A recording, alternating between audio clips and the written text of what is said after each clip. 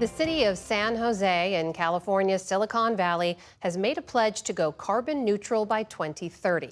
To do this, leaders are enlisting help from an unlikely source, the arts sector, in a first of its kind program in America. Jeffrey Brown traveled to San Jose to see how artists could help a city meet its climate goals. It's part of our ongoing coverage on the intersection of art and climate change and our series Canvas. It was the 6th annual San Jose Day. Among the stalls of vendors and local artists lining the streets were city officials hoping to get the word out on a pressing issue the city is now confronting head-on. We are tackling climate change here in our city of San Jose. And on the mind of Omar Torres, District 3 councilman, a perhaps unexpected connection between climate change and art. Who would have thought, right? You wouldn't have thought climate policy and art? But it's an excellent idea, and it's an excellent partnership, and it's going to be a lasting movement. San Jose has set a goal to achieve citywide carbon neutrality 6 years from now, and it wants artists to help meet that deadline. I could tell you that when an artist posts it on his social media or does a piece about climate change, I mean, it takes off. And so we are creating a new generation of artists who care about climate change. Sustainability, environmental organization. The effort is led by Danielle Sembieta, an artist herself and senior arts manager for San Jose's Office of Economic Development and Cultural Affairs. She noticed a missing component in the city's climate work: artists.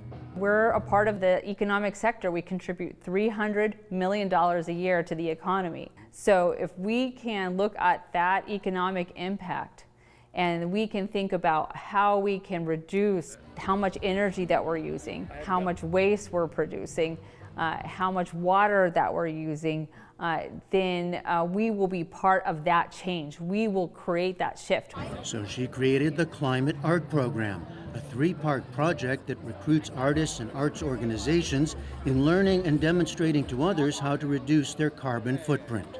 Artists like Rayos Magos are part of Phase 1, the Resilient Artist Cohort, a group of 15 artists who will learn and utilize ways they can reduce the carbon footprint in their work.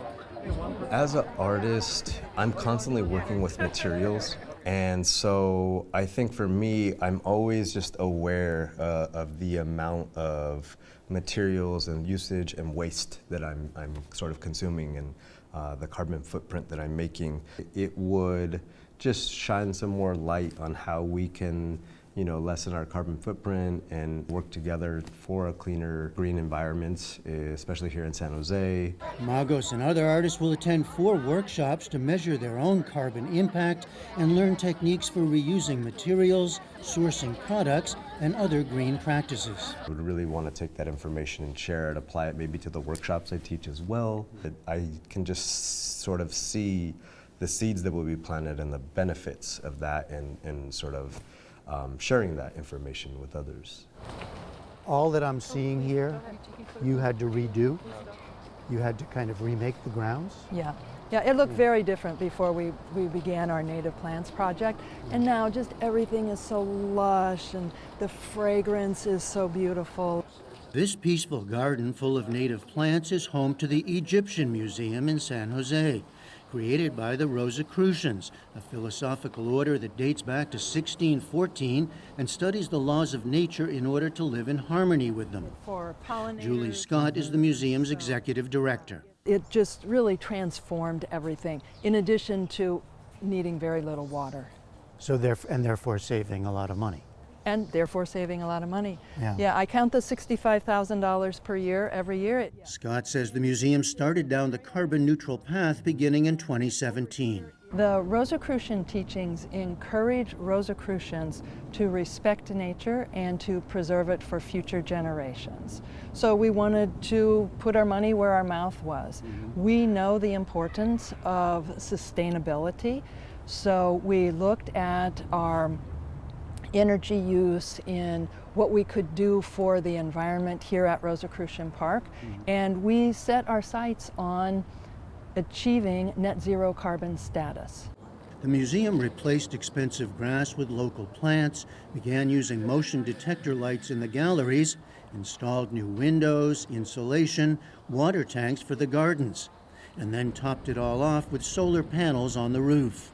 Amid rising utility costs, museum officials say they've already seen a return on investment, paying for the changes in less than half the estimated time. The next step, preparing a new space they hope to make LEED Platinum, the highest rating in green building. The museum is one of some 20 buildings in the Carbon Neutral Creative Network, a group of San Jose arts organizations. Climate Art Program in San Jose is new, and we were thrilled to be asked to participate in that to show other museums and other arts groups how simple it can be. We can't put this off any longer. This is urgent, not just for us, but for future generations. Later this summer, Danielle Sembieta and her team will share results from the Resilient Artist Cohort and the Creative Network in an online resource guidebook. We want to show this as an example, not just for San Jose, but we want to be able to show this as an example for the whole country, for the state of California. So we are leading in this because we think that artists are already our organic community leaders, and this is helping us achieve our goals by adopting those particular values that help us lead to being carbon neutral by 2030. For now, a city and its artists setting a path for future change.